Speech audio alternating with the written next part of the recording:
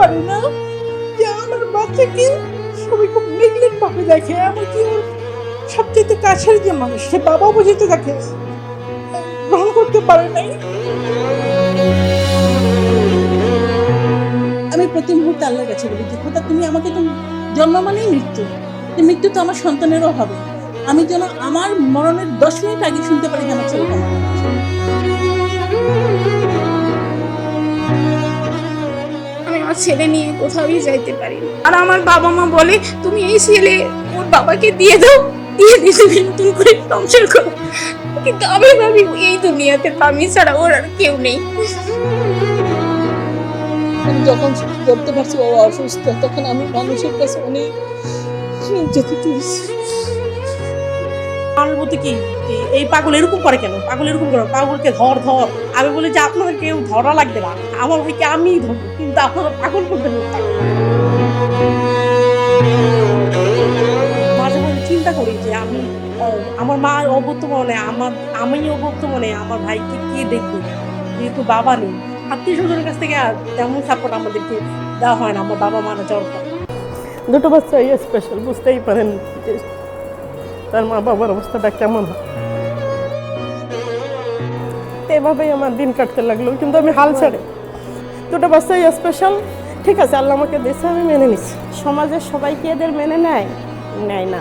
যেমন মনে করেন হয়তো আজকে টাকা নাই, কিভাবে বাচ্চাটাকে নিয়ে স্কুলে যাব, তখন হয়তো কি করবার আল্লাহর কাছে চাই, আল্লাহই দেয় ব্যবস্থা করে, কেউ না কেউ দেয়।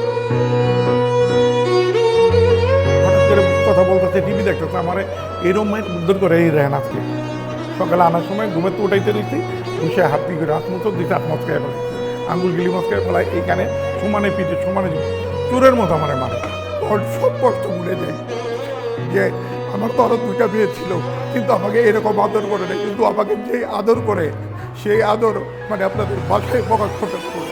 24টা ঘন্টাও আমাকে জ্বালায়, তারপর আমি বিরক্তি তখন চিন্তা করি আমার অবর্তমানে কি হবে, আমার অবর্তমানে ওরা কে দেখবে। ওর মা অসুস্থ, কিছু করতে পারে না। স্কুলে আসলে কোনো মা যদি ছেলেদের বা মেয়েদের যদি আদর করে, তখন বিরোধ দৃষ্টিতে তাকিয়ে থাকে যে আমার মা তো কিছু করতে পারে না। দিন আগে আমাকে এসে বলতেছিল বাবা আল্লাহর কাছে চলে গেছে, ওর একটা দাদা ছিল, সে কথাও বলতে আল্লাহর কাছে চলে গেছে। তো তখন আমি ওকে বলছিলাম মাও তো আল্লাহর কাছে চলে যাবে।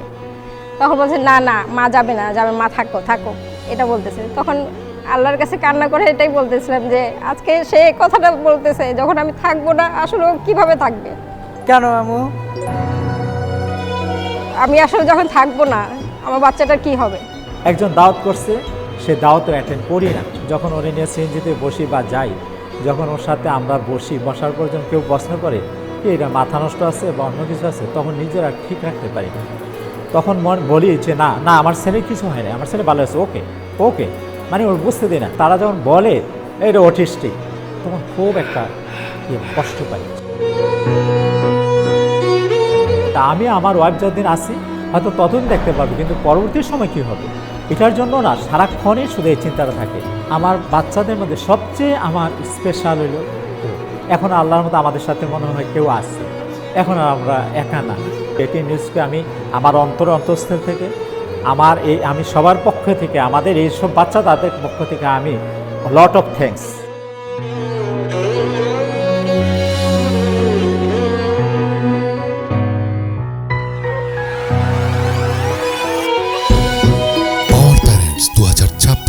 Supported by BKMEA, Bangladesh Knitwear Manufacturers and Exporters Association.